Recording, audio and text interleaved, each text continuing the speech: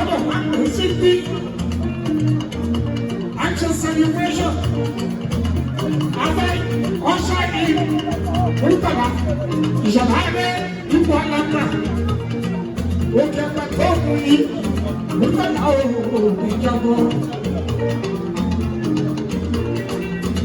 kò yá kẹ́lẹ́ bó wáwé ọ̀rọ̀ náà. Wọ́n ti lé lẹ́yìn àwọn wọlé wẹ́rẹ́.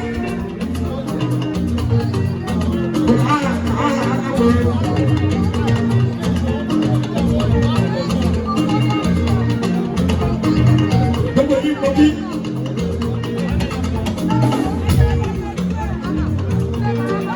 Àwọn ọmọ ìyàlẹ̀ ń jẹ́jì. Wọ́n ní kí ẹ. Àti mọ̀yọ̀ sọ́lẹ̀ wọ́n. Àti mọ̀yọ̀ sọ́lẹ̀ tí. Àwọn méjèèjì tó já lákàá. Wọ́n ní kí ẹ. Olùkọ́lá, olùdé ní dọ́là rẹ̀, ọkùnrin kan sọ́lá. Ọ̀dọ́rin tó tọ́lá.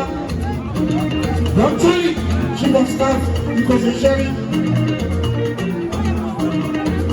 Àbúrò mi rẹ̀ olórí olówó àwọn ìjọba.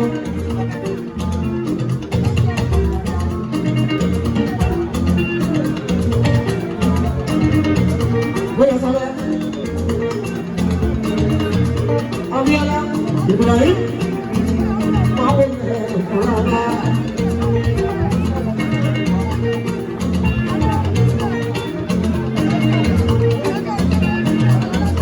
Gbogbo yẹn kú àdúrótì ní ìpínlẹ̀ ẹgbẹ́ rẹ̀ ní Lagos State.